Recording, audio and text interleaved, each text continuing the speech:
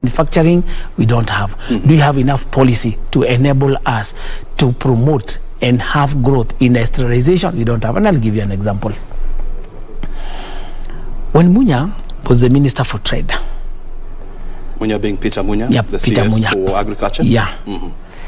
He called several meetings with manufacturers and industrialists. And we did identify the areas we think this country can grow in, and the products we need to start protecting as local components so that we can have growth.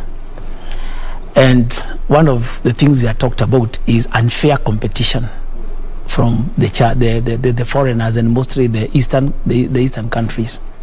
And we are not complaining about any other thing. We are talking about unfairness in taxation. Unfairness in taxation. Those days we also complained about substandard products that were coming into this country. I am a member and have been a member of Kenya Bureau of Standards, Committee on Low Standards. I mean on low voltage, that makes components that don't use electricity, those components that use batteries like your phone, and those other small components.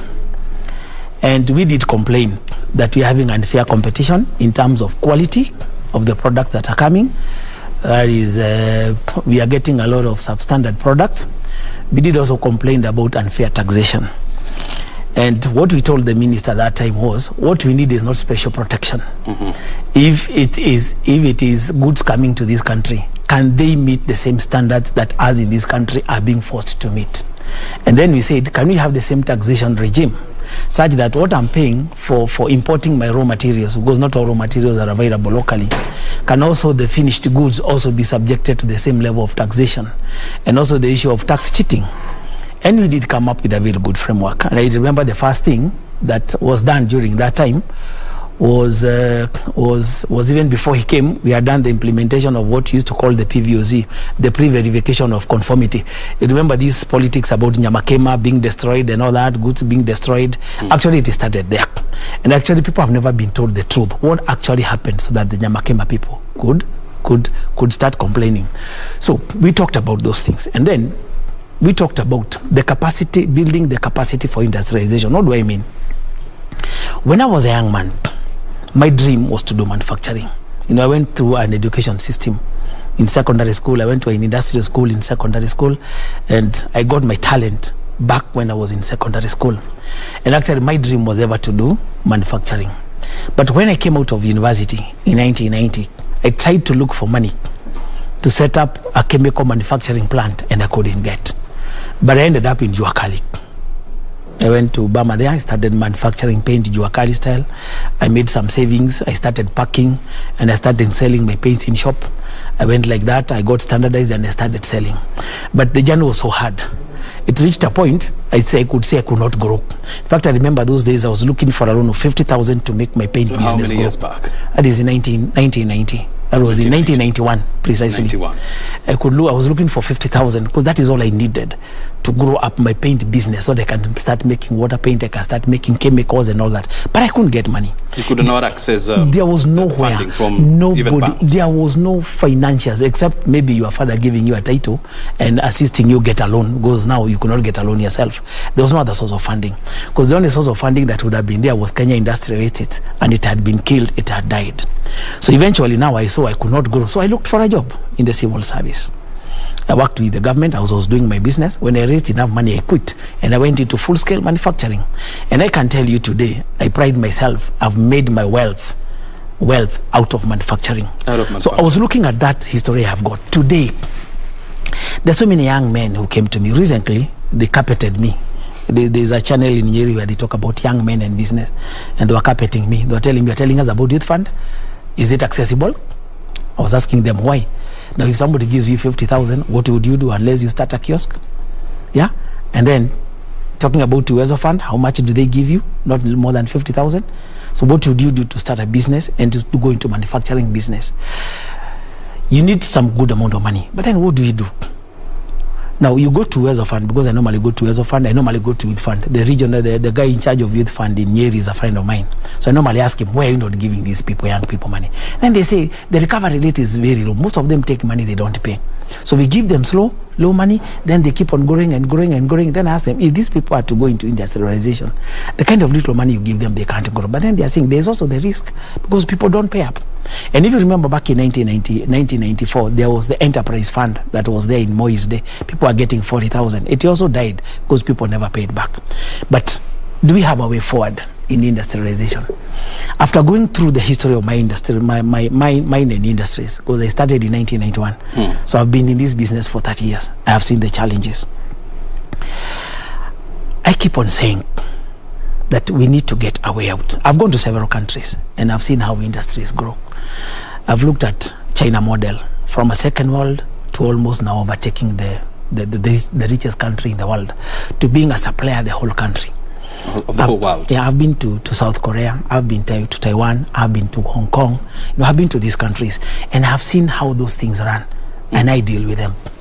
And if we are to industrialize and achieve Agenda 4 on industrialization, which Agenda 4 itself is based on Vision 2030 on industrialization, the first thing we have to and the Agenda 4 that we are talking about here is the one that dictates that we want to move our manufacturing base from 9% of our gross domestic wealth to about 15% by the year 2022.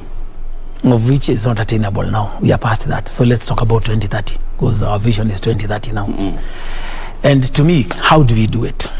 Out of my own experience, I told you, the people who will drive industrialization in this country is not my age. It is the young people. It's the young people. And we need to identify and come up with a framework, not only policies, a framework, a workable framework, and a strategy of how we are going to tap the immense talent in our young people so that we can start manufacturing goods locally here and reduce our dependence and reliance on importation of goods. And before you proceed, I mean, you're giving a history which dates back to more than 30 years. Yeah. It's proper to say that there has been a lot of tremendous, change, in the business environment in this country. Yeah. You have the Kenya Association of Manufacturers. Yeah. You have the SMEs priority agenda. You have various proposals on how to equip young people to start, cottage industries at the county levels. Are you trying to say that all these is not helping the situation? Those are boardroom policies and boardroom strategies. But they have to start from somewhere. Brian, I live in Nyeri. I do business in Nyeri. Nyeri is a small town. So I can literally tell you all the businesses of manufacturing that are in Nyeri town. I know all of them. Recently, I can even tell you the number of milk processors that have risen up in Nyeri since Munya changed, put in minimum prices on milk prices. I'll not talk about Nairobi because I don't live in Nairobi. I'm talking about the rural industrialization. Well, but you also ought to know, about Nairobi. It's okay. It's okay. Now let's talk about rural industrialization. I also know about Nairobi because the products I make, I also compete with people in Nairobi. And what I'm talking about in Nyeri will also apply here. Because these things are normally constant. Nyeri is only 150 kilometers. Most of the young men, they operate between here and there. These policies are there. Are they working on the ground? That's the question. I told you 2 weeks ago, I was carpeted by a group of young people. They call them business something in Nyeri. And actually, there's a YouTube link on that. And I was telling them, guys, the opportunities now are better than during my days, of which they are better than during my days. But also the cost of doing business is also high, isn't it? So after training, so what? One time I asked this youth minister, you put it to youth, that time he was in education, Kenodia. I asked him, okay, we do a lot of training, skill-based training in polytechnics. You build so many polytechnics. After the skills, so what? Are we capacity building our young people now to move from the skills into application of skills to productive sector of the economy? And that is what we need to look at. I told you, we have a lot of capacity. We have highly trained our people, the young people. But then, after the training and the skills, is it having an effect on our industrialization? If you look at Moi started with the polytechnics, he promoted them, so much was done, and all that. But have we attained the 15% we dreamt of by 2022?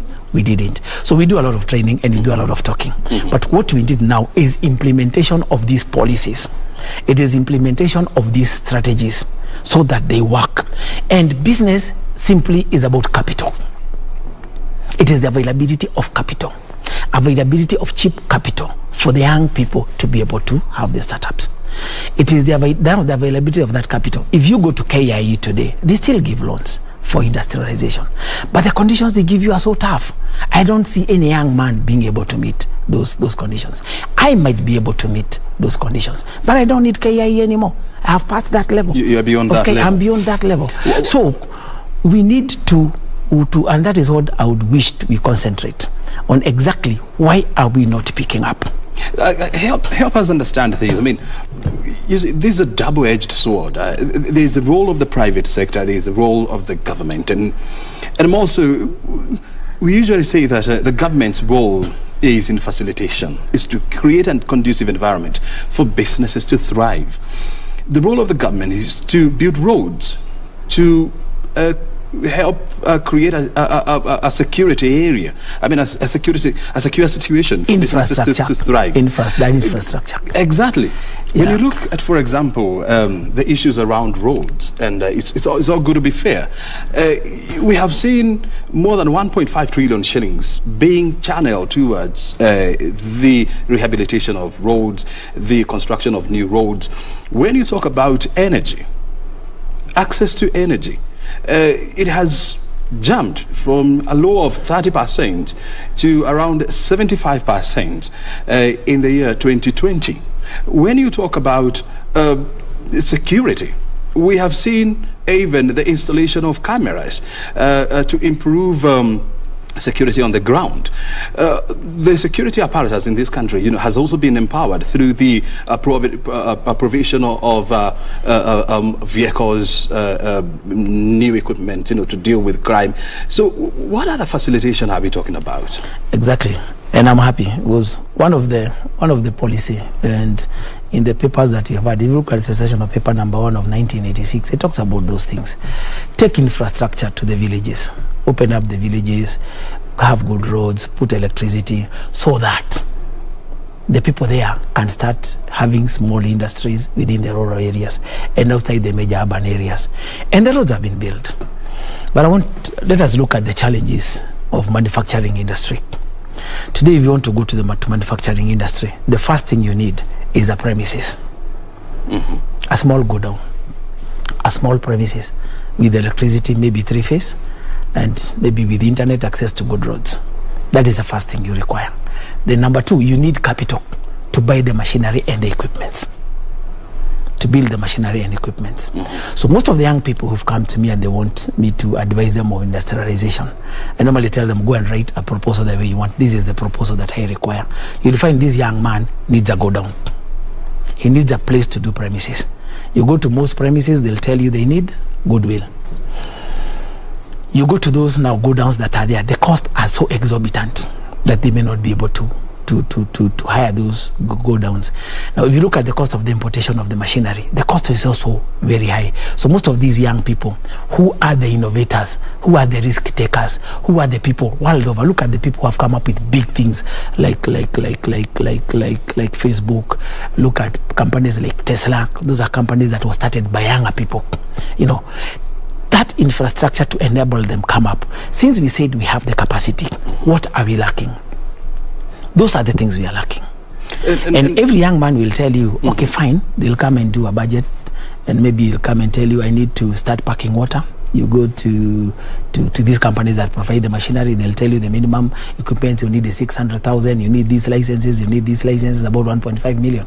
Then the young people will ask you, now where do you get the 1.5 million? Let's, for example, take a case of, a bottling of water, for example. And probably, maybe, what we are lacking in this country, probably, maybe is, access to information, because there is an institution in this country called Kenya Industrial Research and Development Institute. It is based here in Nairobi, and they have a concept of incubation whereby I'm an SME. I want to venture into the business of bottling water, and I do not have the capital. They can incubate me at their premises until I am big enough to spread my wings. Are you sure? That is theoretical. I've been to Kirdi. When last were you there? All these bodies you talk about have been there. When last were you there? Have been there. when I started doing business as a young man, the first place I went was Kirdi. That is back in 1991. When last were you there? Exactly. When these young men, people to me, I also. But the Kildi of 1990. Let me tell you, I normally send young people to these places to go and ask for those things. I normally send young people to KIE. In fact, I can tell you, not less than a month ago, I have sent several people to go to KIE, because KIE is Kenya Industrial Estate. It is supposed to promote SMEs into manufacturing industry, isn't it? Now, when you talk about incubation, what we said about industrialization, it is no longer those days that you used to go to Girti to look for information on manufacturing. You don't even need to go to Kildi to look for information on manufacturing. We are in the era of internet technology. Today, if you want to do any manufacturing and you have the basic skills, you can get all the information you want internationally. You can get it. I told you the biggest problem we have in industrialization is capital. The money to start up these businesses. You get it? The money to buy the equipment and the machinery. Capital. The money to be able to have the go downs. So in my opinion, what do I think can be done? I went through this process. So I have studied the process. What do I think that should be done? I'll give you a classic example. Kenya Industrial Estate, its model, when it started its model in 1967, how was it working? We had Kenya Industrial Estates. We had we had Kenya Industrial Estates, where ICDC. We had ICDC. Yeah. We had Safeco, or those were basically the small companies, the companies that were supporting the small scale industries. Let me concentrate on Kenya Industrial Estate, the way it was able to bring industrialization into this country. In those days, Kenya Industrial Estates in Kenyatta's period, they came up and built industrial parks. Kenyatta the C. Kenyatta the Mzee. They build up SME parks. The same ones that we are talking about in Vision 2030, we build SME parks within the counties and the towns. They build SME parks. Yes. You go to Nairobi, there is one. You go to Nyeri, there are even two. You go to Karatina, they are there. You go to Nakuru. And these are what we used to call the Juakali sheds. No, I'm talking about the SME industrial parks. And this is how they used to do it. And this is how the earlier people benefited. The lathe machines you see today, the old ones, they benefited from that scheme. The small to industries you see, they benefited from that kind of strategy KIE had from 1967. So what they did, they built the small go-downs, small, medium, and big. And they fenced them, and there was a gate. And this is what used to happen.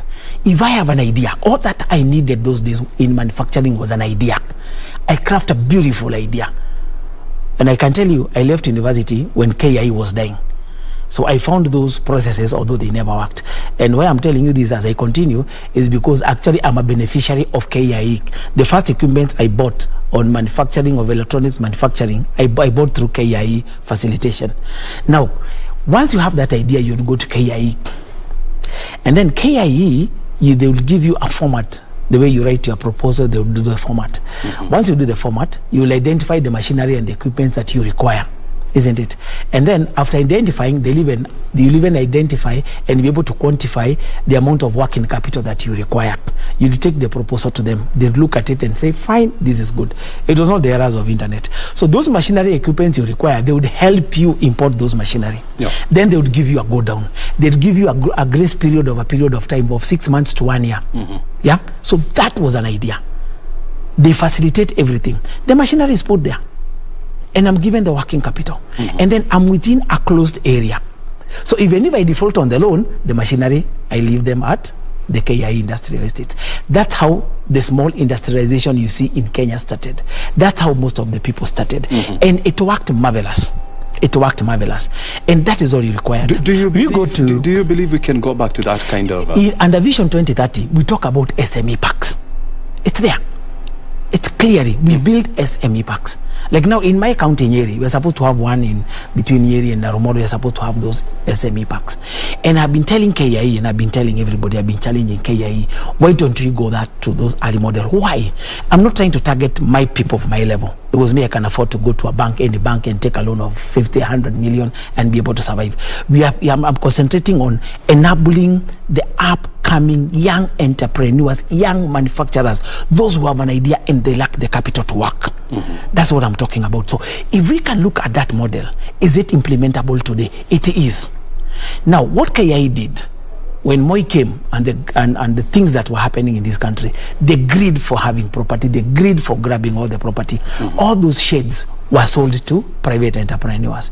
Most of them converted them into shops, others converted them into store for their shops and all that. Yeah, but if you look at that model, did it work that time? It worked that time. So can it work today? When I wanted to buy my first electronic assembly machinery, they were semi-manual. And that was back in 2005, and I needed something like 3 million. I could not raise that money. But since I was employed and I had some property, had gotten some property after working in the civil service for some years, I was able to go and secure that loan through the Akashamba land that I had somewhere. And then I was able to get to guarantors, because you have to get a collateral that will take care of 50% of that money. You have to get it to guarantors. You know, people will sign for you guarantors. Yeah. So a young man, who will give a young man a guarantee? Who will guarantee a young man for 3 million unless he's your brother or your father? Number two, how will a young man be able to get collateral to take a loan of 1.5 million or 2 million to buy equipment? You're talking about water packaging.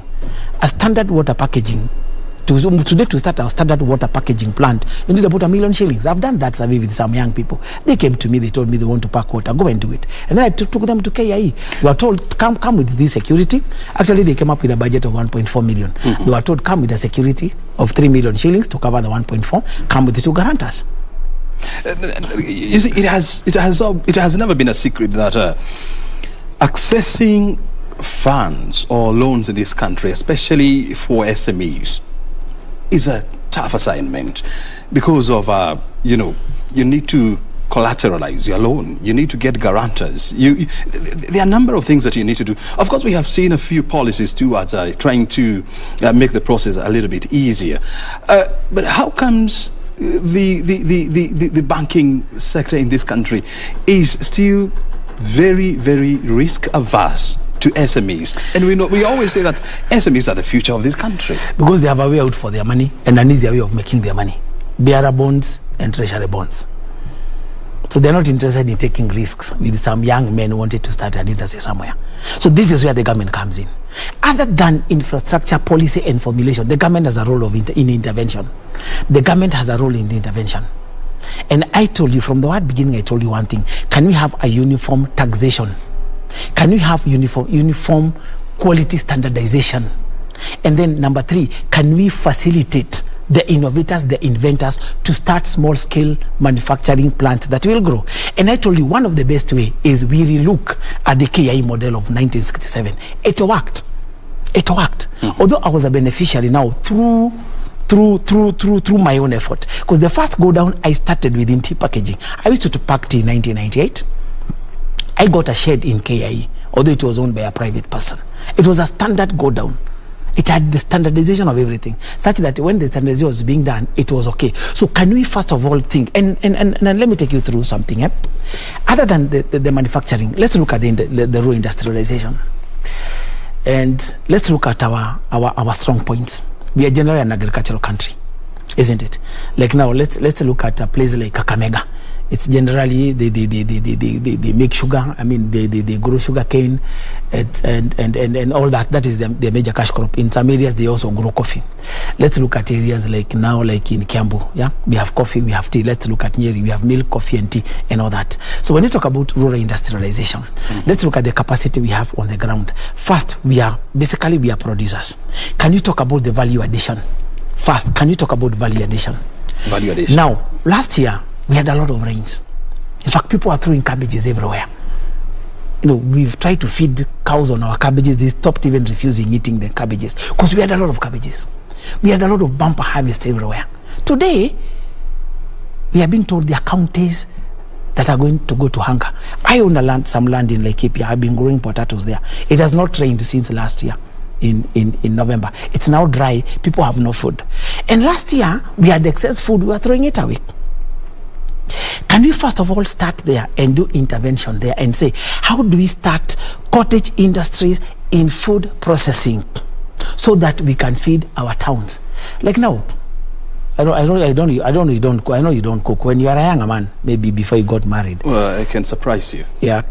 That I do cook. If you do cook, when you're going to Mama Mboga, would you prefer to get the prepared cut pieces of mboga, or do you like going to remove the sukuma wiki, remove the peels for the potatoes and cook for yourself? Would you be happy if you got those things prepared, you just go and cook and that's all?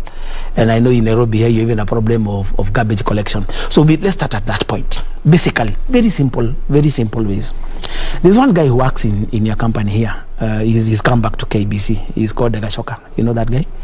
He had a program that he has started in Mount Kenya region on promotion of cottage industries. He didn't get a lot of support because he was doing it on voluntary basis. But when I had his concept, I was like, if we can get this kind of people talking about these concepts in this country, we can industrialize. And the concept they had was beautiful. They were saying, let's go back to the villages. How do we start cottage industries in the villages?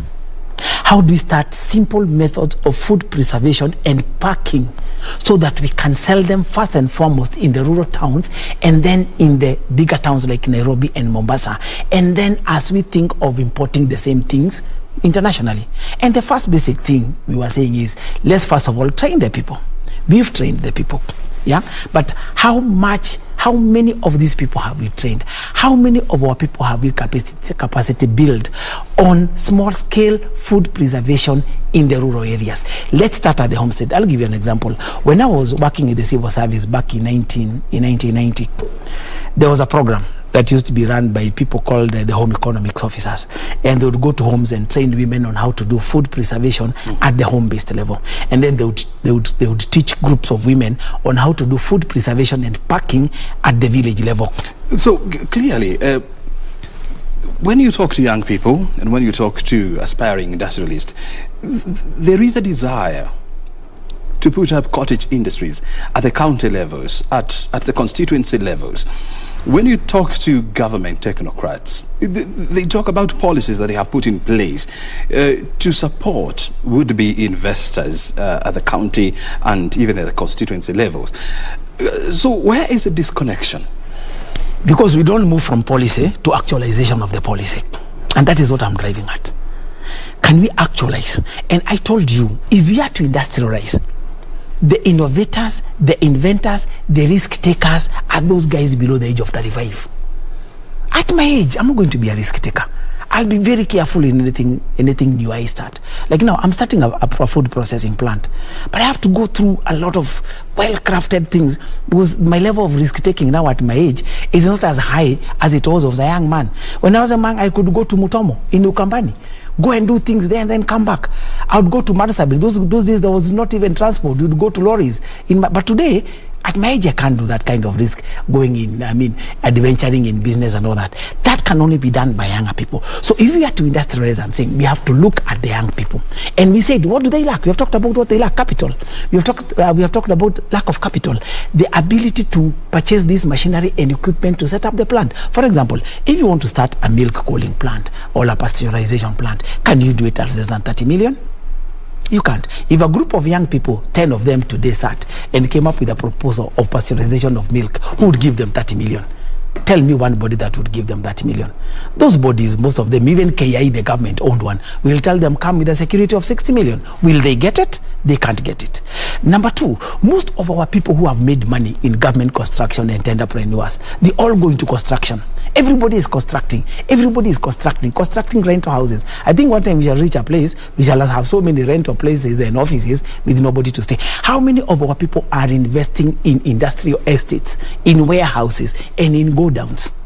Now, those go-downs, if you're talking about the commercial go-downs, they are very expensive. Like now, in my home area, because let's talk about my home area, which is a rural area.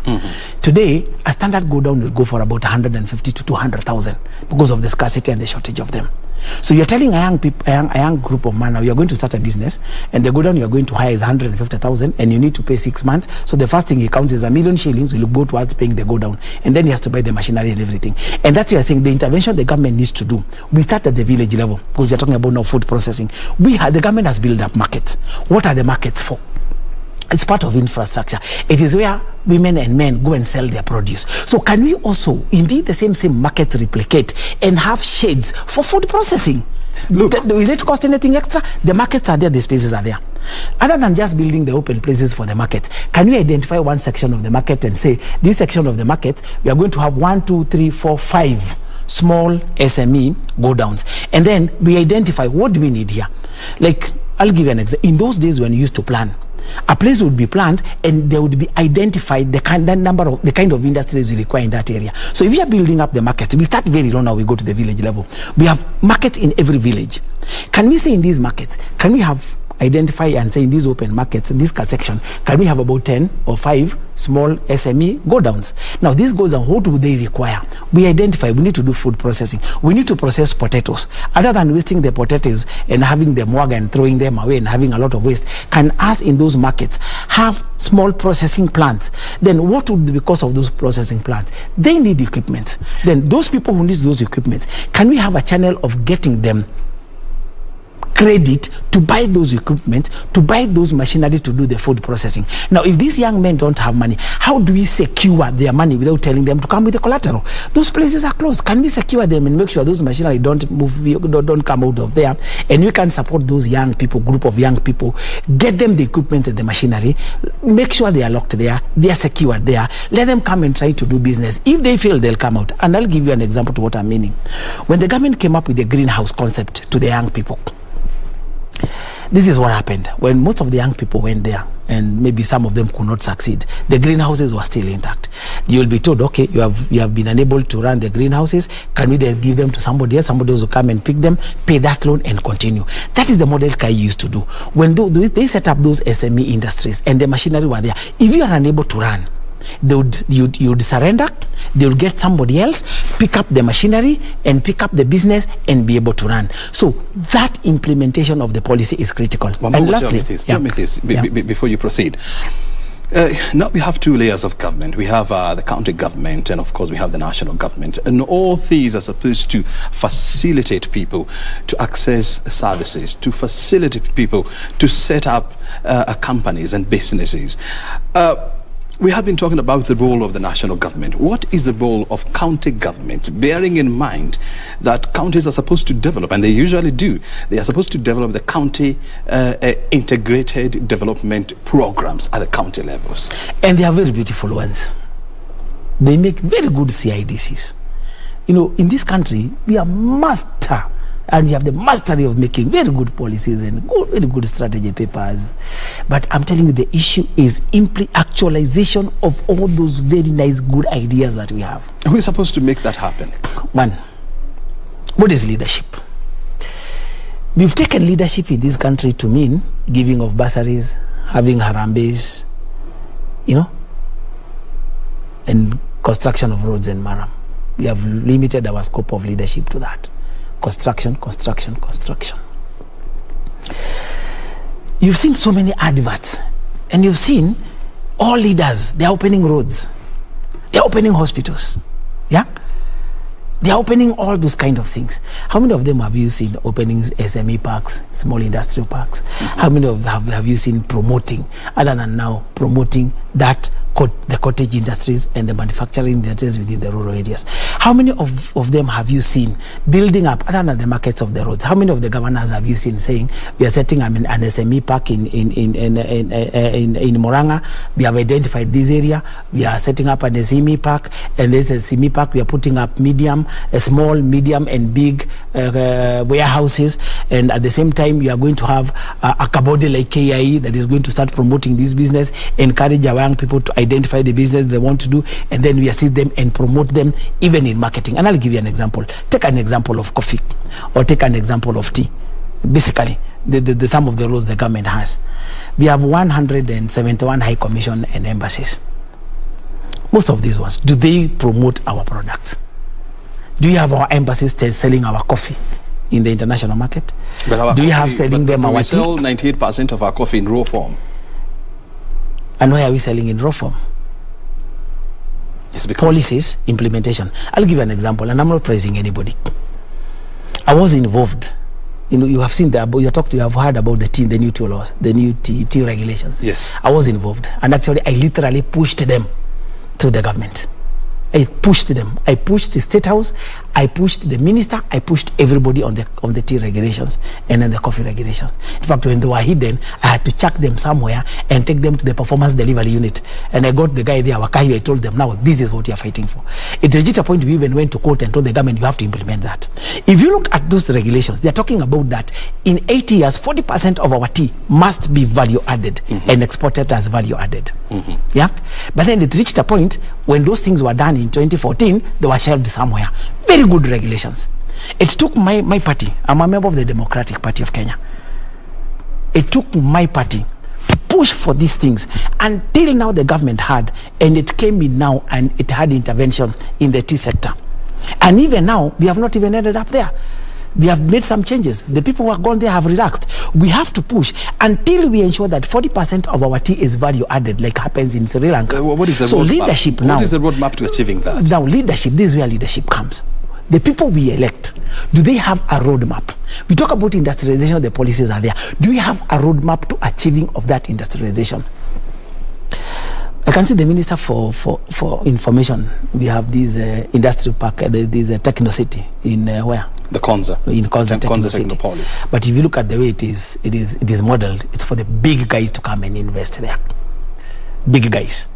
In that place, big guys. And actually they come for you. When they hear you are big, they'll come and tell you, can you come and start industries? So can we multiply such kind of industrial parks into other towns? You have many Konzas. Yeah, Konzas. In various now, small towns. Do we have to give it all of it to private sector? I told you, if I'm to build go downs, and of course I'm planning to build somewhere, I'll have them at the commercial rate. And I'm not going to say because I build them, I'm going to supply, I want you people come here, I'll give you 1 year grace period to pay. I can't because I'm also paying loans. So that kind of infrastructure, we said, one element is that infrastructure. The way we have built the market, can we have the SME parks and they were seen in Vision 2030 in place? And then can we have a credit loaning facility, cheap credit, not the 14%. And when we talk about 14, it doesn't even come to 14. If you look at the loan processing, if you look at the charges for loan processing, the taxation, now the even taxation 20%, I don't know what, comes to about 18 or 19%. If you're talking about industrialization, can we, after identifying those SME parks, can we come up with a credit system the way it was under Kenya Industrial Estates? I'm not even talking about ICDC, that was a bit high level. I'm talking about that low level where a young man can start.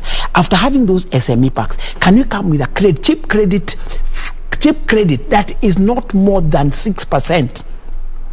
And we give them a grace period of not less than 1 year. And then we tap this talent. Are you aware of the credit guarantee scheme by the National Treasury?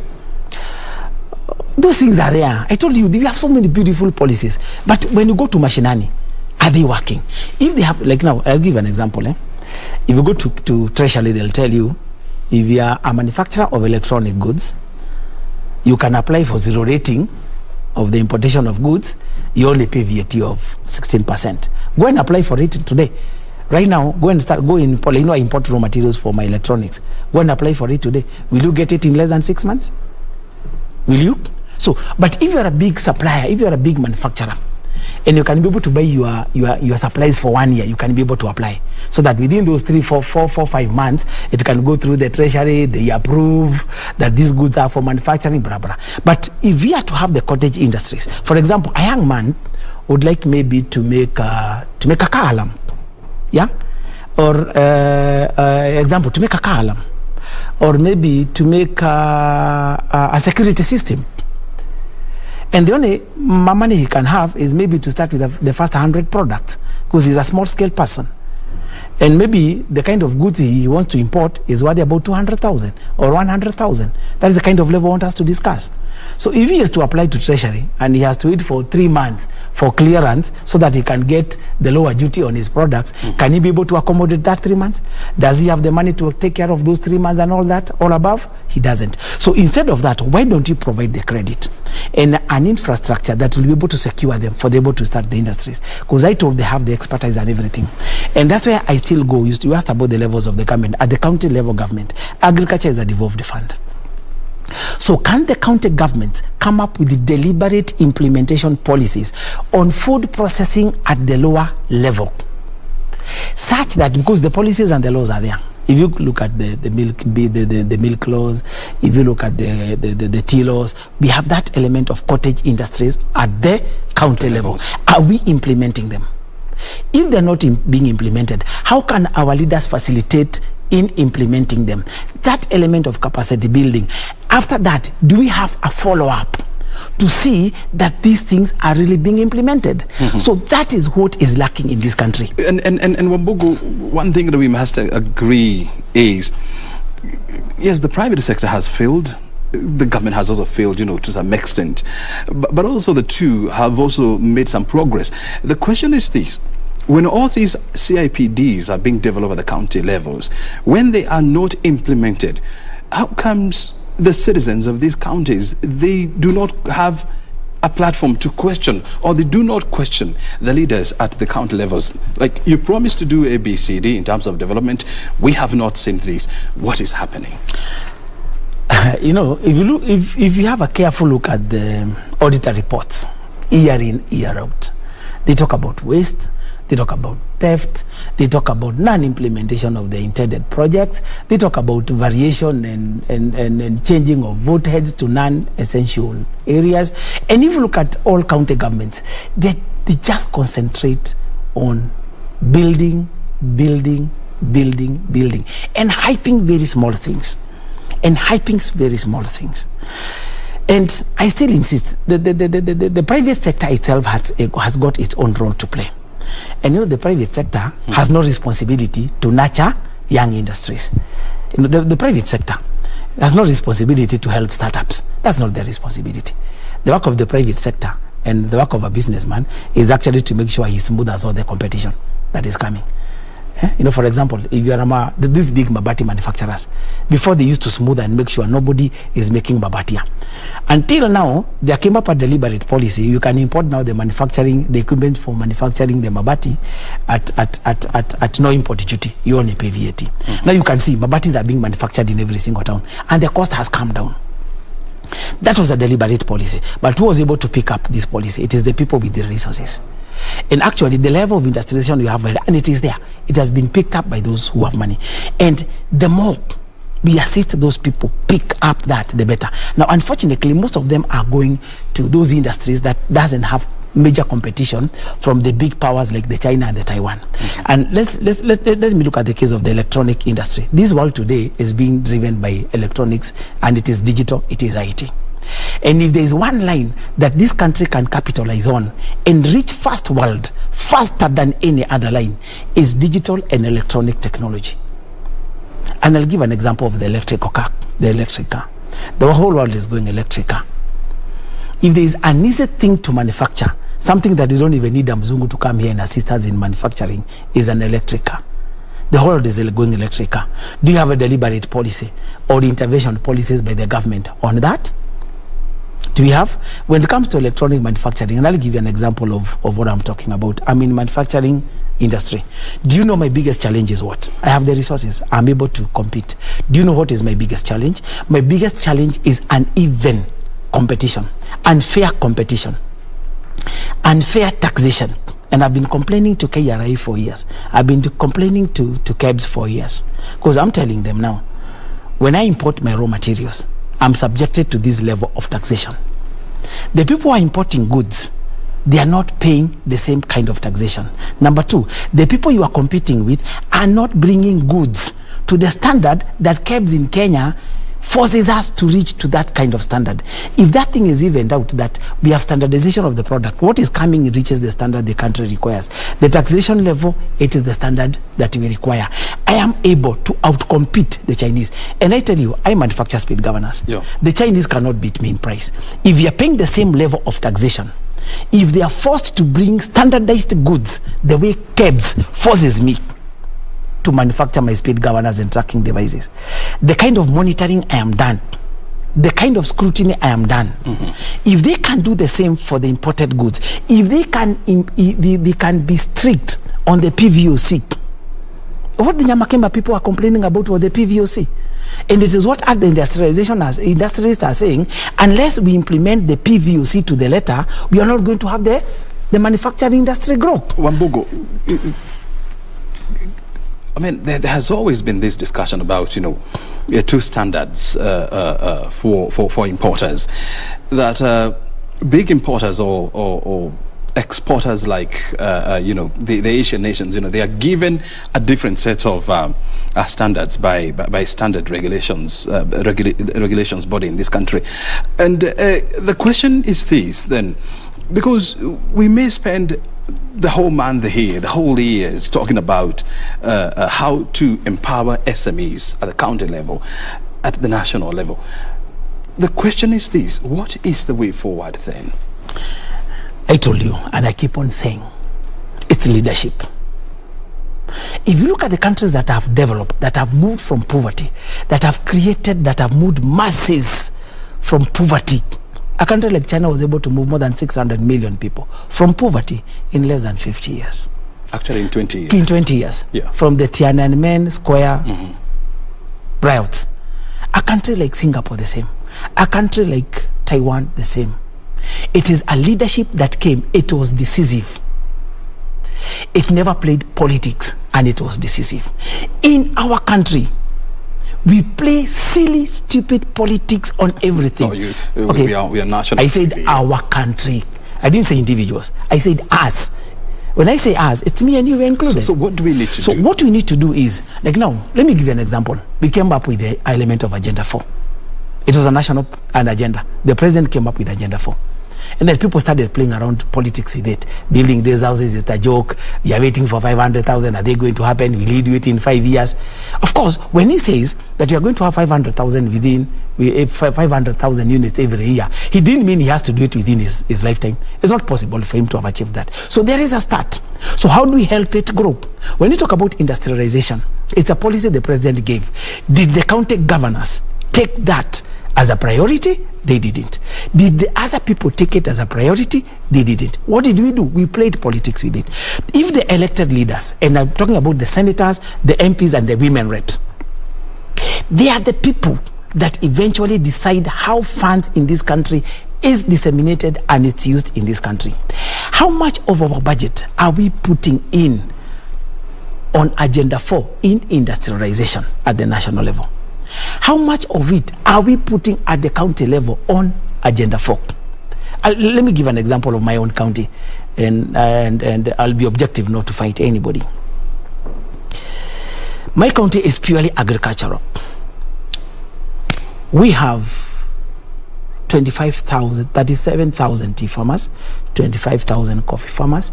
We have 25,000 potato farmers. And basically, we are a major producer of coffee, tea, milk, and potatoes, as my county. Now, the amount of money we get, since our economy, purely our Nyeri economy, is 90% agricultural. So the first priority was to open up the rural areas, the roads in the rural areas, so that we can move our products. Now we have opened up the rural areas. Actually, almost all our roads are now marramed. You're talking about now the tarmacking.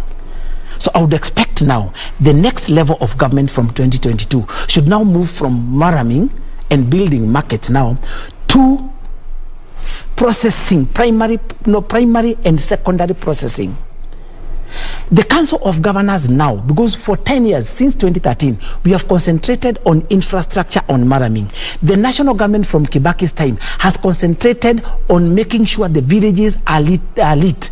We have electricity in all the villages. The national government is concentrating on ensuring almost all tarmac roads, all roads are tarmacked. And you go to Kenya, most of the main roads are being tarmacked now. So the next phase should be now Agenda 4. We should pump most of our revenue now on Agenda 4. We now start reducing we start now reducing the money. The Agenda 4 has 4 facets. We have health, universal health. It's critical. We have housing. It's critical. And me, I want to concentrate on industrialization, because that is what I know best. Now, the next level of budgeting should now we reduce all the budget we are using on infrastructure. Now we reduce it. I'm not saying we remove it. We now reduce it. And now we go to Agenda 4 on industrialization. We pump that money into infrastructure for industrialization. SME parks. SME parks, go downs, affordable go downs. where if I have an idea, irrespective of age, even you at your age, if today you think you want to manufacture this, and which I tell you it's possible. By the way, me and myself, in this country, we have the capacity to make a laptop from scratch. Leave alone what the universities are doing. They are buying the motherboard and coming to assemble the thing they're manufacturing. That is not manufacturing. In this country, we have the capacity to manufacture this phone. From scratch. From scratch. Very well. What I do is exactly that. And actually, we were to do that with another company in China. But when COVID came, that project ended. We have the capacity to do that. So what I'm saying is this. The next level of money, budgeting, the next level of where we should pump money, if we are to reduce the element of unemployment, because what is eating us is severe unemployment, and it is a time bomb. The only way we are going to create employment is, first of all, we do manufacturing. We start with food processing and value addition at the village level. Okay. And then we now move from food processing, we go to digital electronic technology. Africa itself has a population of 1.2 billion. If today we say we are going to start making electric cars, we have the capacity. Nairobi machining, this numerical machining complex, and the railways here, they have machinery and equipment that can make the lathe machines. We can manufacture lathe machines here. We can manufacture welding machines here. We can manufacture plasma welders here. We have the capacity to make solar panels. We have a company in Nevada that makes solar panels. But look at their taxation compared with the imported solar panels. They are taxed more than the imported solar panels. I told you I manufacture speed governors. I am paying a higher tax as a local manufacturer than these guys who are importing the governors, because they are doing through the consolidators and the cheaters who are the consolidators. And I'm not against consolidators. I also use them. So the next level, our MPs, they are the people who allocate budgets and money. The National Treasury, the technocrats, who should work with our leaders. We should now move. The MPs now, let me give you an example. Time is not on our end. Yeah. Wambugu, we have to come to an end. So briefly, raise your point. The point I wanted to raise, the last one now, capacity building. Where should we start? If today I get elected, I'm going to run for an elective post. I'm not going to say which post I'm going to run. Do you know what is my dream? Do you know what I plan to do? Wambugu, what is the way forward? The way forward is this country. That is the question. That we have talked about all the others. Now, capacity building. Let us start from secondary schools. Let us start imparting manufacturing skills from secondary schools. Manufacturing skills in secondary schools. By now, from Form 1, you should start teaching people on manufacturing skills. I told you I went to industrial school. My first project in Form 1 was to make a nameplate. The second one was clothing and textile. I did welding back in Form 1 and Form 2. And that's why I'm an industrialist. What I use is not what I learned in university, is what I learned in secondary school. And if we can start from our secondary schools, let's build workshops. Let's start training our young people on industrialization from secondary schools. And then by the time now they grow up, they'll have the skills. And let's have the semi-packs. Let's have credit that is targeted to young men without collaterals. Young men who can be able to get money without being asked for collaterals, without being asked for guarantors. And we have talked about how it can be done, because it has been done before under the KIE program. And it can still be done. It can still be done. Wambugu Nyamu. Yeah. Thank you very much for your insight. And let's hope we'll get industrialized by the year 2030 if we put the right policies in place, and of course we direct our energies to the right places. Your time is highly appreciated. Wambugu Nyamu is a public policy analyst and of course an industrialist, joining us this morning to help us understand what do we need to do to walk the talk on setting up industrial base at the county levels, and of course making sure that Kenya becomes an industrialized nation by the year 2030. And we are talking about how many years from now? About 9 years. It's possible. Well, it's possible. That's what he's saying, and of course it is possible. It is possible. O'Brien Kimani is my name. This is Base Check. We are taking a short break, and thereafter we are coming back with another interesting topic. How do we bring young people into the agriculture sector? We have some interesting statistics to give you, and of course the expert is also in the house, so they will be helping us to put all this information together after the break.